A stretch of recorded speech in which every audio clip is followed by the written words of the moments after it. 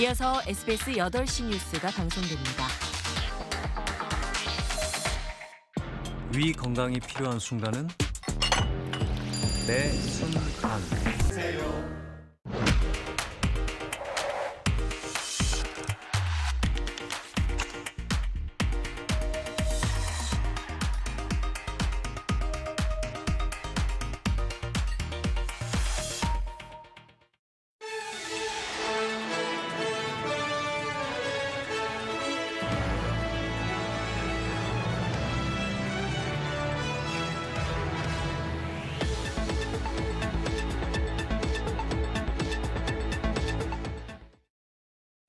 잇몸병 이천만 시대. 많은 분들이 잇몸 아프면 이가탄을 찾아주셨습니다.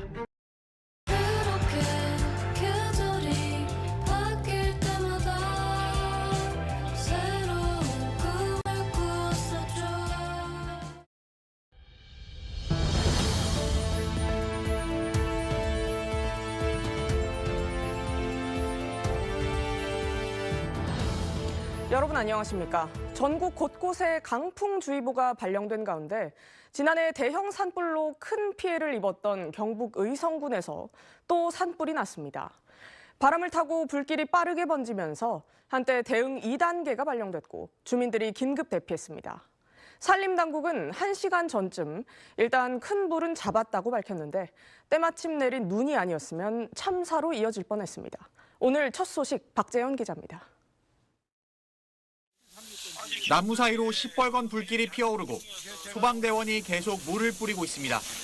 오늘 오후 3시 15분쯤 경북 의성군 의성읍의 150m 높이 야산에서 원인을 알 수 없는 불이 났습니다. 소속 6m가 넘는 강풍을 타고 안동 방면으로 불길이 확산하자 산림당국은 오후 4시 30분 대응 2단계를 발령하고 헬기 13대와 인력 300여 명, 차량 50여 대 등을 투입해 진화 작업을 벌였습니다.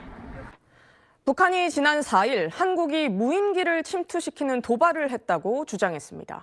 지난해 9월에도 같은 일이 있었다고 주장했습니다. 국방부는 무인기를 날려보낸 사실이 없고 해당 종류의 무인기를 보유하고 있지도 않다고 반박했습니다. 김하영 기자 보도 먼저 보시고 궁금한 내용 더 짚어보겠습니다. 북한이 지난 4일 북한 개성시 개풍구역에서 강제 추락시켰다고 주장하며 오늘 공개한 무인기의 잔해 사진입니다.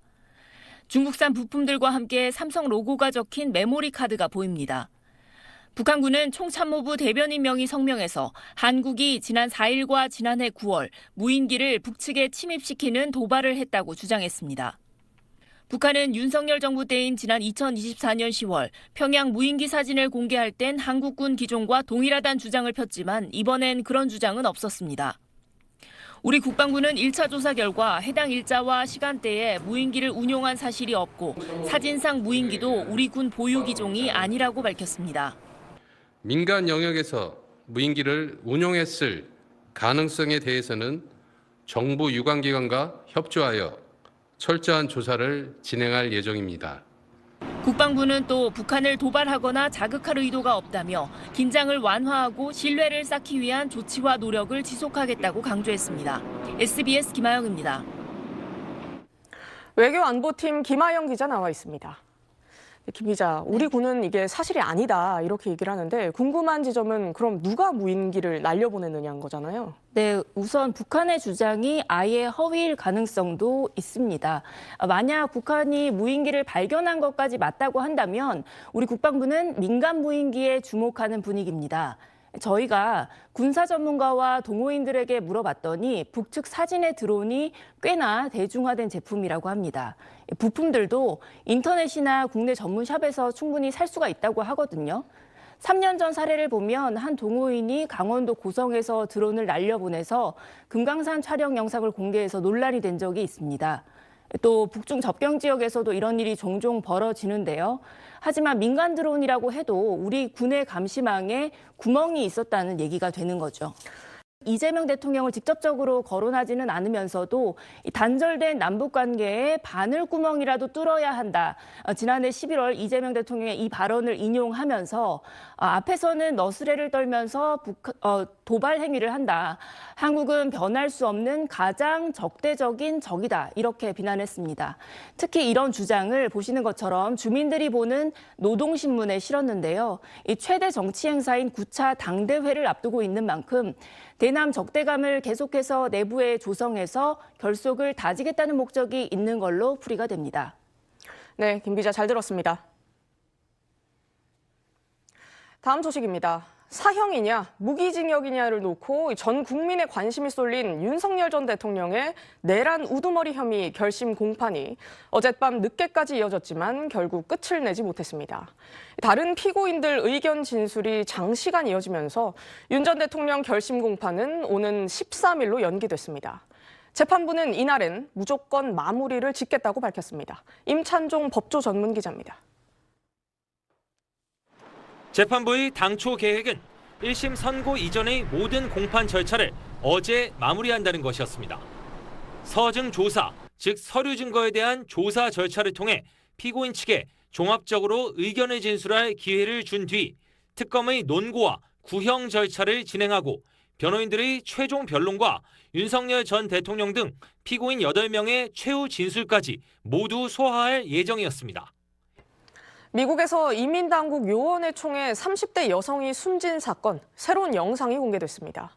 총을 쐈던 요원이 직접 찍은 영상인데 백악관은 요원이 잘한 거라고 밝혔고 반대편에선 무고한 살인이 드러났다고 맞서고 있습니다. 이 영상 그대로 보시고 판단해보시죠. 김범주 특파원입니다. 차에서 내린 요원이 가로로 차를 댄 갈색 SUV로 스마트폰을 촬영하면서 다가갑니다. 앞쪽을 돌아가자 운전자가 이렇게 말합니다. 항의 시위는 갈수록 격해지면서 파장이 커지고 있습니다. 미네소타주 검찰은 트럼프 행정부가 주도하는 수사를 믿기 어렵다면서 독자 수사에 착수했습니다. 뉴욕에서 SBS 김범주입니다. 지난 8일 필리핀 중부 세부시에서 한 민간 매립지에서 4층 건물 높이의 쓰레기 더미가 무너지면서 2명이 숨지고 36명이 실종됐다고 외신들이 보도했습니다. 사망자와 실종자들은 매립지와 폐기물 처리 시설에서 일하던 노동자들로 알려졌습니다. 필리핀에선 지난 2000년에도 폭우로 무너진 쓰레기 더미가 판자촌을 덮쳐 200명 넘게 숨진 바 있습니다. 서울 지역 학교폭력대책심의위원회에 과거 자녀의 학교폭력 피해를 경험한 학부모들의 참여가 확대됩니다. 서울시 교육청은 관련 조례를 개정해 피해 학부모의 심의위원 위촉을 늘리고 향후 학폭심의의 객관성과 공정성을 한층 강화한다는 방침입니다.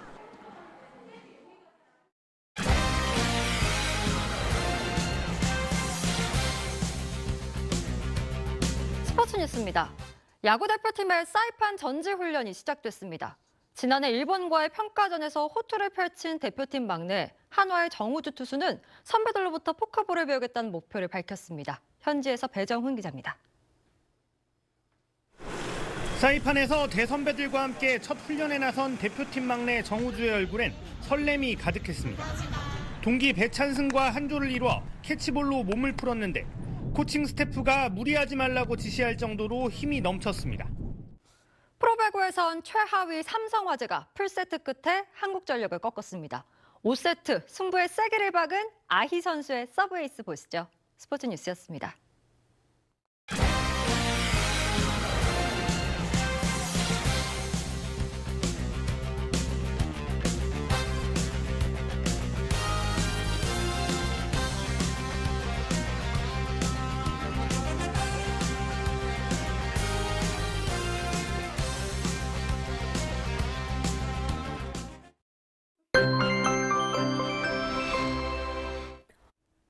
네, 주말이 오늘 강한 바람에 곳에 따라 많은 눈까지 내리면서 바깥 활동하기 쉽지 않으셨을 텐데요. 중부지방은 오늘 밤에 눈이 그치겠지만 호남을 중심으로 내일 아침까지 눈이 강하게 쏟아지면서 최대 20cm 이상이 쏟아지겠습니다. 밤사이 피해 없도록 주의하셔야겠고요.